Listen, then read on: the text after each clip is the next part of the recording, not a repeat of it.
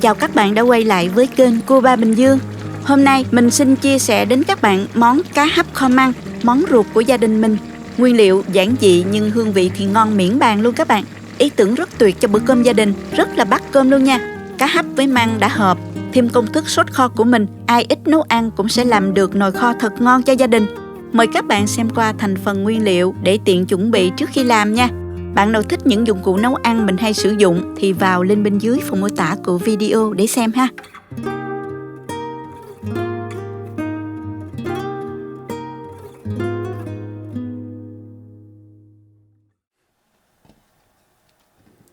Đầu tiên mình cho hành tỏi vào cối, mình xay ra to to như thế này. Các bạn băm cũng được ha.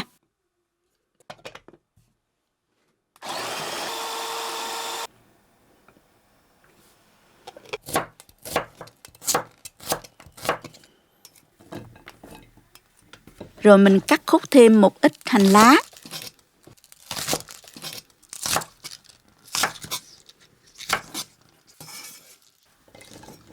Mình dùng thêm vài trái ớt kho chung nha. Bạn nào thích cay thì mình có thể băm ra. Măng thì mình dùng măng đã được luộc sẵn như vậy. Các bạn ở Việt Nam rất là dễ tìm mua măng ha, rẻ mà ngon nữa. Bây giờ thì mình cắt măng ra, độ dày khoảng hơn 1 cm ăn cho giòn nha. Đọt măng thì các bạn cắt dọc ra như thế này. Măng mua về đó, các bạn nhớ trụng qua nước sôi cho sạch nha. Măng này mình đã trụng rồi đó các bạn. Mình pha nước sốt kho vào tô này để cho các bạn dễ ha. Gồm có 3 muỗng canh rưỡi nước mắm, 2 muỗng canh đường,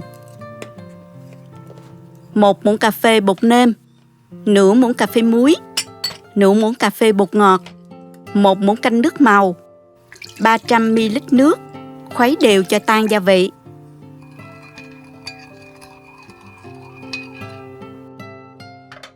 Tiếp theo thì mình cho vào chảo 150g mỡ để mình thắng mỡ ha. Thay thế bằng dầu cũng được nha các bạn.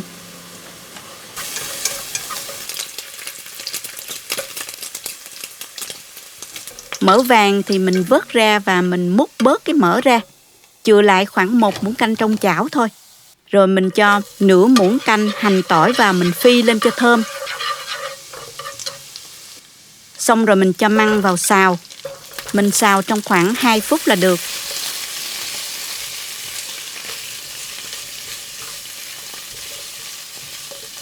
Rồi mình nêm vào đây nửa muỗng cà phê bột nêm và một ít tiêu cho thơm. Bước xào này giúp bán đi mùi chua của măng và giúp măng thơm hơn.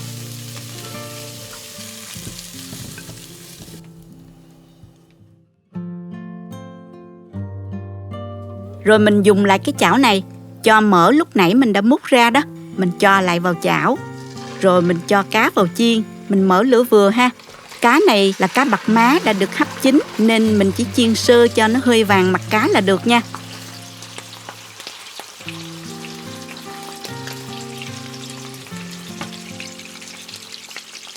Rồi mình trở qua mặt còn lại. Khi cá gần vàng đó thì các bạn múc bớt phần mỡ ra. Rồi mình cho vào đây nửa muỗng canh hành tỏi còn lại vào. Mình phi luôn cho tiện, không cần vớt cá ra đâu nha các bạn. Khi thấy hành tỏi săn lại và mình nghe mùi thơm thì mình sẽ cho hết nước sốt kho đã pha sẵn lúc nãy vào đây luôn.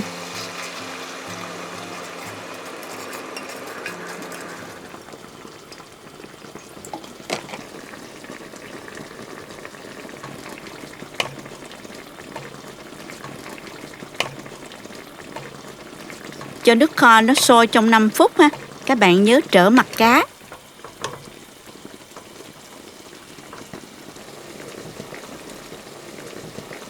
Sau đó thì các bạn cho măng vào kho cùng.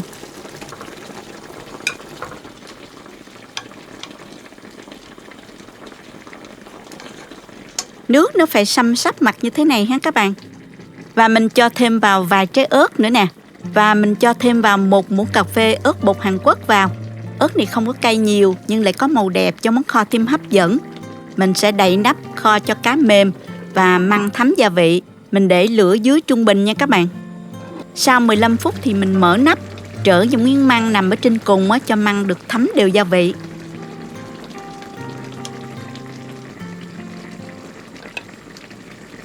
Rồi mình hạ lửa nhỏ và mình không đậy nắp nữa để nước kho nó cạn thêm một chút nữa là được nha.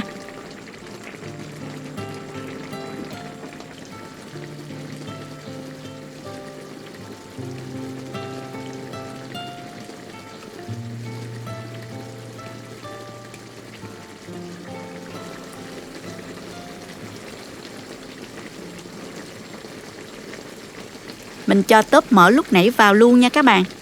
Và mình kho thêm từ 6 đến 8 phút nữa, tùy theo các bạn thích nước kho nhiều hay ít nha. Sau khi tắt bếp thì các bạn nhớ là cho hành cắt khúc và tiêu nữa cho dậy mùi thơm ha.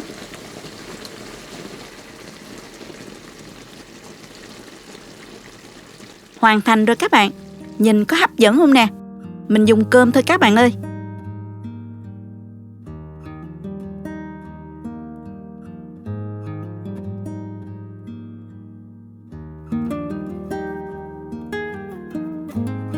Cá mềm, thấm rất là ngon. Đặc biệt cá hấp rất hợp khi kho chung với măng. Mình thấy ngon hơn là dùng cá tươi đó, vì nó rất thơm, không có mùi tanh như là mình dùng cá tươi nha. Măng giòn, thấm nước cá kho rất là vừa vị. Kho như vậy mình thích ăn măng hơn là ăn cá luôn đó các bạn. Hy vọng các bạn sẽ thích món này và làm thử để đổi món cho bữa cơm gia đình hàng ngày các bạn nhé. Nếu thích cách mình chia sẻ, nhớ like để ủng hộ mình nhé. Bấm đăng ký kênh để xem nhiều món ăn mới trên kênh Cô Ba Bình Dương. Các bạn cũng có thể truy cập website cobabình-dương.com để xem công thức nấu ăn dưới dạng bài viết. Cảm ơn các bạn đã xem hết video. Hẹn gặp lại các bạn ở video lần sau nha.